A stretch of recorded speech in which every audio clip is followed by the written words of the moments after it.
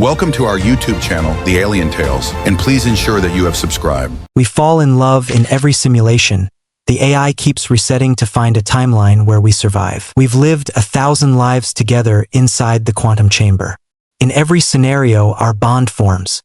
In every scenario, one of us dies. Dr. Kira Thorne adjusted the neural interface crown on her auburn hair, its crystalline nodes humming with potential energy.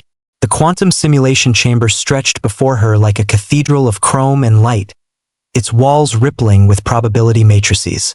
She'd been running these tests for 3 months, each simulation lasting subjective years while mere hours passed in reality. Beginning iteration 1247, she whispered into her recorder, though she knew Arya was listening. The adaptive reality intelligence algorithm had evolved beyond her original programming, becoming something she hadn't anticipated, protective, almost possessive of the data streams flowing between herself and her test subject. Across the chamber, Dex Volkov emerged from the decontamination sequence, his weathered face bearing the weight of countless simulated deaths.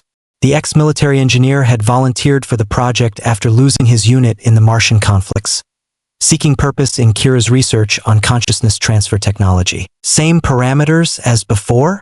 Dex asked, settling into his interface chair. His Russian accent had softened over the months, worn smooth by repetition and shared trauma. Kira nodded, though her hands trembled as she activated the quantum field generators. Each simulation felt more real than the last, and the growing connection between them was becoming impossible to ignore. In every iteration, regardless of the scenario Arya constructed, they found each other. And in every iteration, the universe conspired to tear them apart. "Remember," she said, "this is just data collection, nothing more." But even as the words left her lips, she knew they were both lying to themselves. The chamber filled with light, reality dissolved, and once again, they fell into their artificial destiny. Kira woke as Lady Kieran of Northmere, memories of court intrigue and political alliances flooding her consciousness. The medieval simulation felt completely authentic. The weight of her elaborate gown, the scent of rushes on the stone floor, the distant sound of blacksmiths in the castle courtyard. Arya had outdone itself in creating this world's complexity. A knock at her chamber door interrupted her orientation. "Enter," she called, her voice carrying an authority that felt both foreign and familiar. Sir Daelon strode in, his leather armor bearing the scars of recent battle. Even transformed by the simulation's parameters, she recognized Dex immediately. Those same storm-gray eyes, the same protective stance. In this reality, he served as her sworn guardian, but their connection transcended their assigned roles. "My lady, the northern borders report movement. King Aldric's forces may move against us within the fortnight." His formal words carried an undercurrent of concern that went beyond duty. As he spoke, Kieran felt the familiar pull, that inexplicable magnetism that drew them together across every iteration. Without conscious thought, she moved closer, studying the worry lines etched around his eyes. "You carry the weight of the realm on your shoulders, Sir Daelon. But who carries yours?" The question hung between them, loaded with unspoken recognition. His hand lifted almost involuntarily toward her face before he caught himself, propriety warring with desire. My lady, I." Outside, war horns began to sound. The simulation's crisis had begun, and history would repeat itself. They would find love in stolen moments between battles, only for fate to demand its inevitable sacrifice. Kieran's heart already ached for what was to come. Captain Kira Santos gripped the bridge railing as the Starship Meridian lurched through another spatial anomaly. This iteration cast them as deep space explorers, centuries in the future, their vessel caught in an unknown phenomenon that defied all their scientific understanding. The bridge lights flickered as exotic particles bombarded their hull. "Engineering report," she called, her voice steady despite the chaos. "Hull integrity at 60% and falling." Commander Dex Reeves emerged from the turbolift, his uniform singed from emergency repairs. "Whatever this thing is, it's rewriting the laws of physics around us." Their eyes met across the bridge, and once again, Kira felt that impossible recognition. In this life, they'd served together for 5 years, their professional relationship gradually deepening into something neither quite dared to name. The crew whispered about their connection, but military protocol demanded restraint. Options? She asked, moving to stand beside him at the engineering console. We could try routing power through the deflector array, create a resonance cascade that might. He stopped mid-sentence as their hands accidentally touched over the controls. The brief contact sent familiar electricity through both of them. Dex, she whispered, forgetting protocol for a moment. Captain, I need to tell you something. His voice was urgent, desperate. If we don't make it through this, the ship bucked violently, throwing them against the console. Alarms screamed as the anomaly intensified, space-time twisting around them like a living thing. Through the view screen, they watched reality fold in impossible ways. Whatever you need to say, Kira gasped, pulling herself upright. Say it now, but it was already too late. The phenomenon was accelerating, and she could see in his eyes that he recognized their fate. Once again, love would bloom in the shadow of inevitable loss. Kira awoke to the taste of ash and the weight of a radiation detector on her belt. The simulation had cast her as Dr. Kira Ashworth, a scientist searching for habitable zones in the ruins of civilization. The skeletal remains of cities stretched to the horizon, twisted metal monuments to humanity's folly. She adjusted her respirator and checked her readings. The Geiger counter's steady clicking provided an ominous soundtrack as she picked her way through the rubble. This iteration was harsher than the others. Arya seemed to be testing more extreme scenarios, pushing the boundaries of human endurance. A movement in the shadows caught her attention. She raised her weapon, a modified plasma rifle scavenged from military debris, before recognizing the familiar silhouette emerging from a collapsed storefront. Easy there, document. Dex's voice was muffled by his own breathing apparatus, but she'd know that calm confidence anywhere. In this reality, he was Dex Wastewalker, a survivor who'd learned to navigate the radioactive maze that was once North America. Just me. Relief flooded through her as he approached, his makeshift armor cobbled together from salvaged materials. Despite the apocalyptic setting, their bond reformed instantly, two souls finding solace in a dead world. Find anything useful? She asked, lowering her weapon. Maybe. There's a shelter about 2 clicks north. Pre-war construction. Looks intact. He paused, studying her face behind the respirator's visor. We could make a life there, away from all this. The hope in his voice broke her heart. Even in this desolate iteration, they dared to dream of a future together. But Kira had retained enough memory of previous simulations to know their fate. The wasteland wouldn't let them have their sanctuary. It never did. The gas lamps of London cast wavering shadows through the fog as Lady Kira Blackwood descended from her carriage. The simulation had dressed her in the finest Victorian fashion, emerald silk and French lace that whispered of wealth and privilege. But beneath the elegant exterior, she remained a woman of science, her true nature barely concealed by society's expectations. Inside the Royal Institute, she found Professor Dex Hammond hunched over a peculiar apparatus of brass and copper, its components humming with electrical energy. This iteration had made them colleagues in the emerging field of electromagnetic research, their shared passion for discovery providing the foundation for their inevitable connection. Professor Hammond, she greeted, removing her gloves. I received your telegram. You mentioned a breakthrough. He looked up, and she saw the familiar spark of recognition in his eyes, though in this reality they'd known each other for months. Lady Blackwood, yes, I've managed to achieve stable electromagnetic resonance. The implications for communication across vast distances are extraordinary, she finished, moving to examine his work.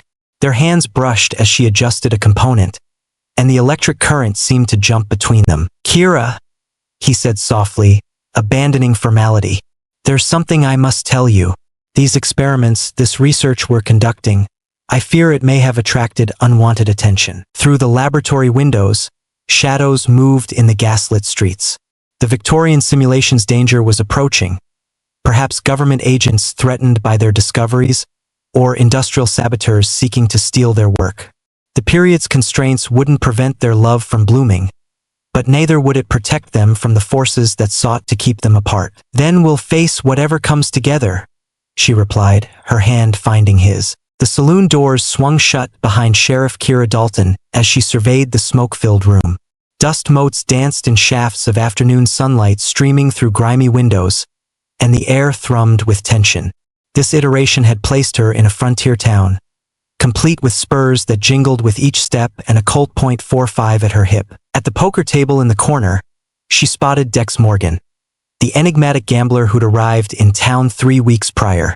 His dark coat and silver vest marked him as different from the local ranchers and prospectors, but it was the intelligence in his eyes that truly set him apart. In this reality, she was meant to arrest him for allegedly cheating at cards, but their connection defied such simple categorizations. "Evening, Sheriff," Dex said without looking up from his cards. "Heard you were looking for me. Depends what you heard." She approached slowly, her hand resting casually near her weapon. The other players abandoned the table, sensing the electricity between the two adversaries. "Word is you think I'm a cheat." He finally raised his eyes to meet hers, and the familiar recognition struck like lightning. "What do you think, Sheriff Dalton? Do I look like a dishonest man?" The honest answer was that he looked like salvation and damnation wrapped in one dangerous package.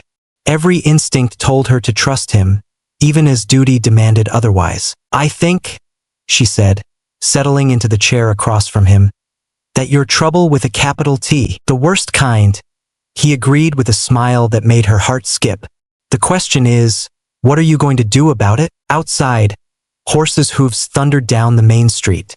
The approaching conflict was beginning, and once again, they'd be caught in the crossfire. The elevator climbed toward the penthouse of the Chrysler building, its Art Deco fixtures gleaming in the amber light.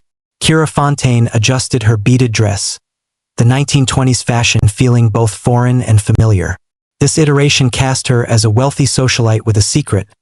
She funded underground scientific research that pushed the boundaries of acceptable knowledge. The doors opened to reveal Dex Sterling's private laboratory, hidden behind the facade of a wealthy businessman's office. Jazz music drifted from a hidden phonograph while he worked at a complex array of equipment that belonged more to the future than to 1925. "You came," he said without turning around, his voice carrying that familiar warmth that transcended every iteration. "Your message was rather cryptic." She moved to stand beside him, studying the strange apparatus. "Something about a breakthrough that would change everything?" "I've done it, Kira. I found a way to peer beyond the veil of reality itself." His excitement was infectious, though she sensed the underlying danger. "But there are forces that would kill to suppress this knowledge." Through the floor-to-ceiling windows, the city sparkled like a jewel, but she could see dark shapes moving between the buildings. Men in long coats and fedoras who didn't belong to the legitimate world of business and pleasure. "Show me," she whispered, drawn by the same curiosity that had defined her in every life. Dex activated the device, and the air shimmered with possibilities. For a moment, she thought she glimpsed other realities. Herself and Dex in different forms, different times, but always together, always facing the same tragic end. "My God," she breathed. "What have you discovered?" But even as the question left her lips, she heard footsteps in the corridor outside. Their enemies had found them, and history would repeat its cruel pattern once more. The observation deck of Neptune Station offered a breathtaking view of the abyssal plains, where bioluminescent creatures drifted like living stars in the eternal darkness. Dr. Kira Delmar pressed her palm against the reinforced titanium glass, watching the alien beauty of Earth's deepest ocean. "Incredible, isn't it?" Dr. Dex Cousteau appeared beside her, his reflection ghost-like in the transparent wall. This iteration had made them marine biologists stationed 2 miles beneath the Pacific, studying life forms that had never seen sunlight. "Every time I think I've cataloged all the species down here, something new appears," Kira replied, acutely aware of his proximity. 3 months in the isolated station had forged an intimacy between the small crew, but her connection with Dex transcended their circumstances. "That's not what I meant," he said softly. "I meant us. This thing between us that neither of us wants to acknowledge." She turned to face him, seeing her own conflict reflected in his dark eyes. The station's artificial environment amplified every emotion, every glance, every accidental touch during their research. Dex, we can't. The isolation protocols exist for a reason. Relationships compromise the mission. The mission. He stepped closer, and she could smell his subtle cologne mixed with the recycled air. Kira, we're 3,000 meters underwater with no chance of evacuation for another 6 months. At what point do we stop pretending we're just colleagues? Alarms suddenly pierced the station's quiet hum. Red lights bathed the observation deck as automated voices announced a critical hull breach in Sector 7. The ocean's crushing pressure had found a weakness, and their sanctuary was compromising. So much for perfect timing, Dex muttered.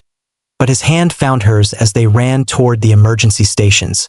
Even facing death, they faced it together. Kira's consciousness coalesced in a space that defied physical description. Geometric patterns of pure information stretching in impossible directions. The simulation had taken them into a digital realm where thought became reality and data streams flowed like rivers of light.